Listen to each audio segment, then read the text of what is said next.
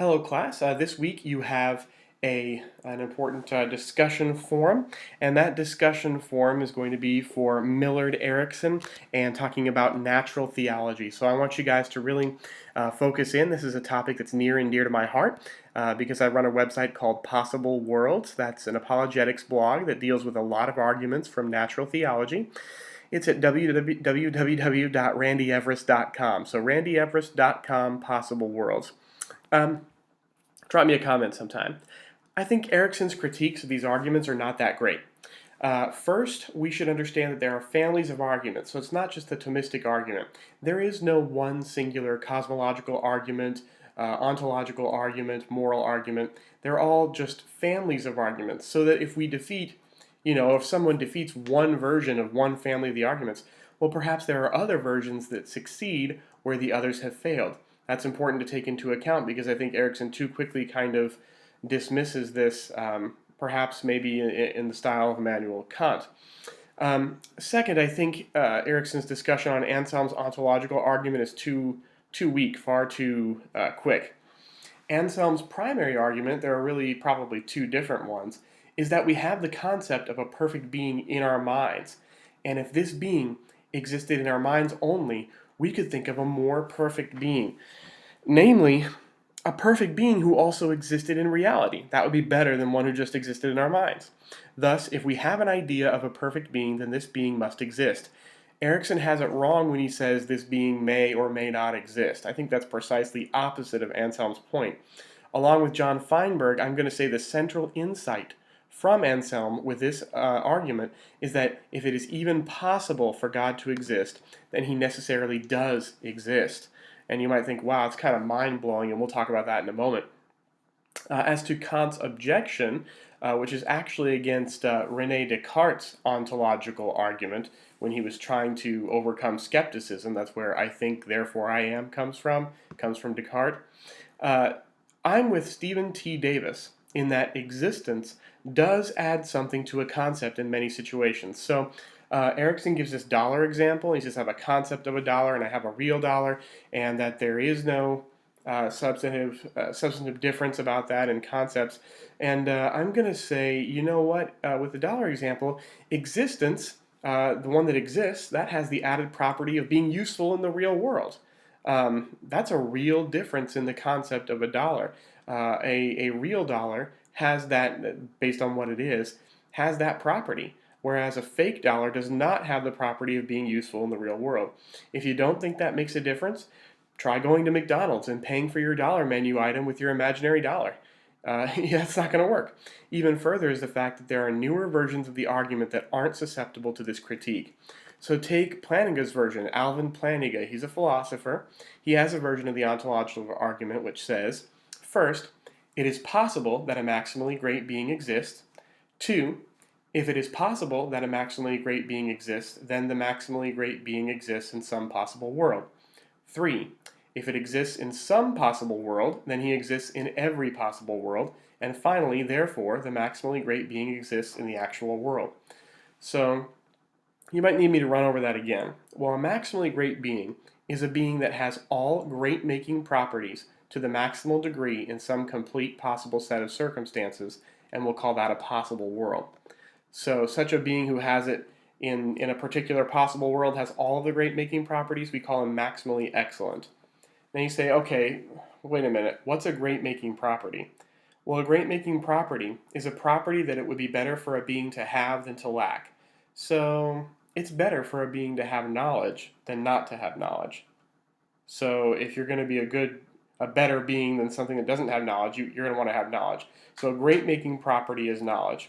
It's better for a being to have power, have abilities to do something, than to lack an ability. So it's a great-making property to have power. Now, some properties are degreed. They come in degrees, and others are not degreed. So if I say, that man is tall, tall is a property of degrees. So you could have a tall man, and he could be 7 feet tall, couldn't he? You could have an even taller man being 7'3". So those are two different degrees of tallness. They're not exactly the same. However, let's say that your dad has the property of being 6'4". Well, then in that case, that's not a degreed property. You're 6'4" or you aren't. You can't be, I'm 6'4" and I'm also this other guy who's 6'4" and 6'7". No, it's the same property, the same exact thing. So there are some properties that are degreed and some that are not.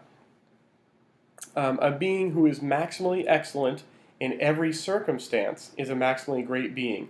But that means that a maximally great being exists in every possible set of circumstances. And if that's the case, since our actual reality is in fact possible, obviously, then the maximally great being exists. So what we're saying is a maximally great being is a maximally excellent being, and a maximally excellent being has all of these great-making properties to the highest degree possible, if it admits of degrees. So, knowing all truth, that's omniscience. Having all power, that's omnipotence.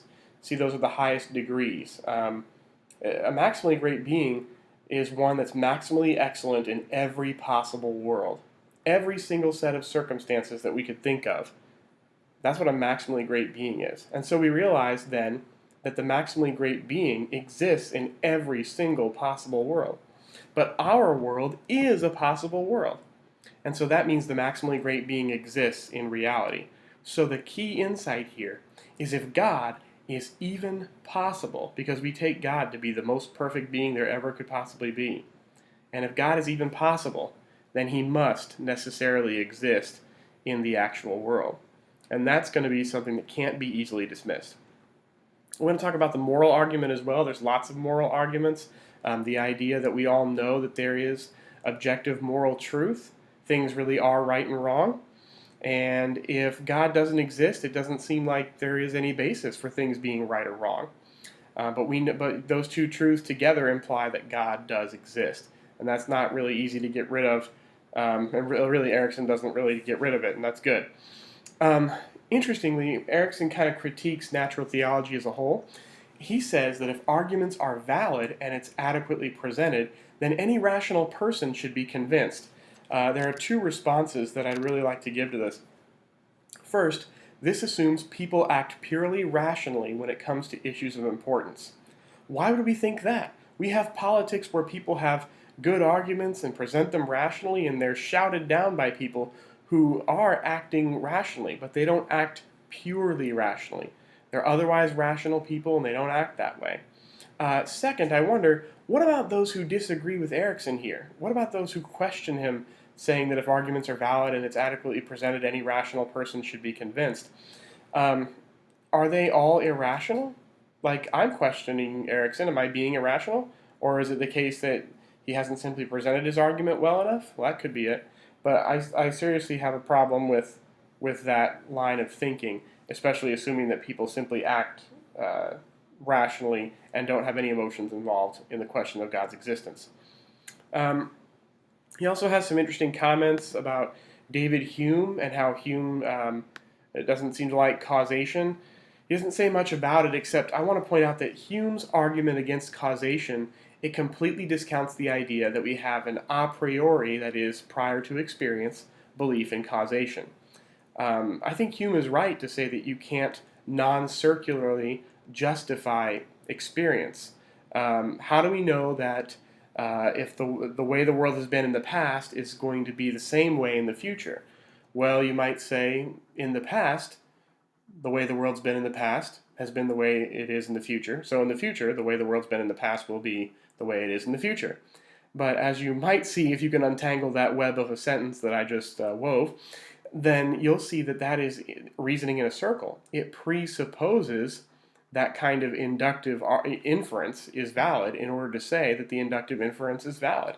That's reasoning in a circle. But what Hume misses, what a lot of people miss, is that we are designed in such a way to where we take that inductive inference, the idea that the way things have been in the past is the way they will go in the future, on the basis of God and the way he designed it. We are designed to take it that way as true. So all Hume showed is that you can't do it without going in a circle, but I don't think that really matters too much to us. And finally, Darwin's natural selection, it doesn't show that there's no design. It really can't say anything whatsoever about it. A lot of people like to say that Darwin's natural selection shows that naturalism is true, that there is no God or anything like God, but that really isn't true. That's a metaphysical add-on that you have to stick onto it. Um, you've got people that also say, well, this doesn't tell you which God. Anytime an atheist tells me, well, this doesn't show you which God or which type of God is true or is worthy, I always want to point out you've sacrificed your atheism. All you've done is say, well, yeah, okay, I'm no longer an atheist. I just don't know which God or which supernatural being that there is.